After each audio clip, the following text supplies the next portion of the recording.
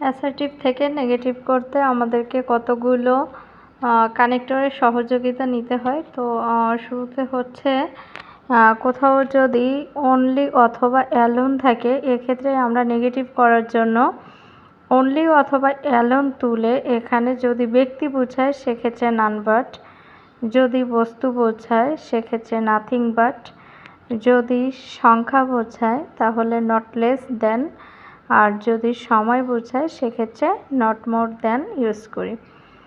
তো আমরা যদি কোথাও টু ডট ডট টু দেখি, সেক্ষেত্রে প্রথম যে টুটা আছে এই টুটা তুলে টু এর জায়গায় সো এবং পরের যে টুটা আছে সেই টু এর পরিবর্তে আমরা দ্যাট ইউজ করি। তো so dot dot that naturally negative হিসেবে ব্যবহৃত হয়। এই কারণেই so dot dot that plus হচ্ছে সাবজেক্ট প্লাস ক্যান নট অথবা কুড নট হিসেবে ব্যবহৃত হয়।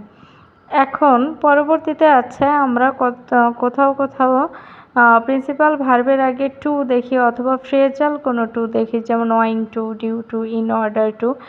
এসব ক্ষেত্রে আমরা যদি এই সব অ্যাসার্টিভ সেন্টেন্সকে নেগেটিভ করতে চাই তাহলে আমাদের এই টুটা তুলে দিয়ে এর জায়গায় আমাদের সো দ্যাট একই সাথে বসাতে হবে।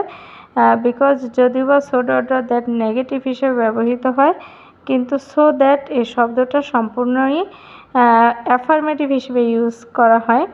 এর জন্য আমাদের হচ্ছে এক্ষেত্রে আমরা ব্যবহার করি হচ্ছে টু এর পরিবর্তে হচ্ছে so that plus subject plus হচ্ছে ক্যান অথবা কুড প্লাস বাকি অংশ। তো বাক্যের মাঝখানে আমরা অনেক ক্ষেত্রে মাস্ট দেখি। কোথাও যদি মাস্ট দেখি, এটা অবশ্যই অ্যাসার্টিভ সেন্টেন্স। এই অ্যাসার্টিভ সেন্টেন্সকে যদি নেগেটিভ করতে চাই সেক্ষেত্রে মাস্টের পরিবর্তে আমরা ক্যান নট বাট অথবা ক্যান নট হেল্প ব্যবহার করতে পারি।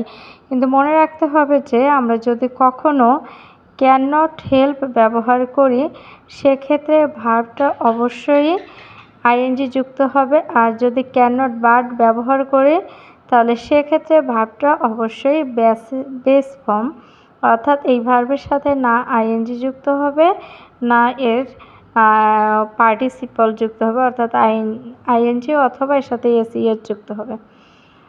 তো আমরা অন্যদিকে অনেক সময় দেখি যে সুপারলেটিভ ডিগ্রি করা আছে বাট একে নেগেটিভ করতে বলে। তো এক্ষেত্রে অনেকটা কনফিউজড হয়ে যায়। তো মনে রাখতে হবে যদি কোথাও সুপারলেটিভ ডিগ্রিকেই নেগেটিভ করতে বলে তাহলে মনে রাখতে হবে এটাকে অবশ্যই আমাদেরকে পজিটিভ করতে হবে। পজিটিভ করলেই সেখানে একটা নেগেটিভের সিমটম আসবে এবং এর দিকে দেখা যাবে যে অর্থেরও পরিবর্তন হবে না, অন দ্য আদার হ্যান্ড হচ্ছে নেগেটিভে পরিণত হয়ে যাবে। আরেকটা হচ্ছে আমরা অনেক সময় দেখি অলওয়েজ থাকে। যদি কোথাও অলওয়েজ দেখি তো অলওয়েজের পরিবর্তে আমরা নেভার ইউজ করব, আর নেভারের পরে অবশ্যই শব্দটা অপোজিট হতে হবে।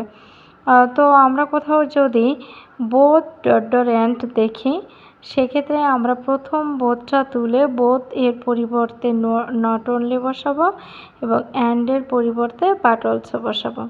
তো নট অনলি বাট অলসো দেখলে বোথ এর পরিবর্তে বোথ ডট ডট অ্যান্ড দেখলে প্রথম বোথের পরিবর্তে নট অনলি আর অ্যান্ড উঠিয়ে এখানে বাট অলসো করতে হয়।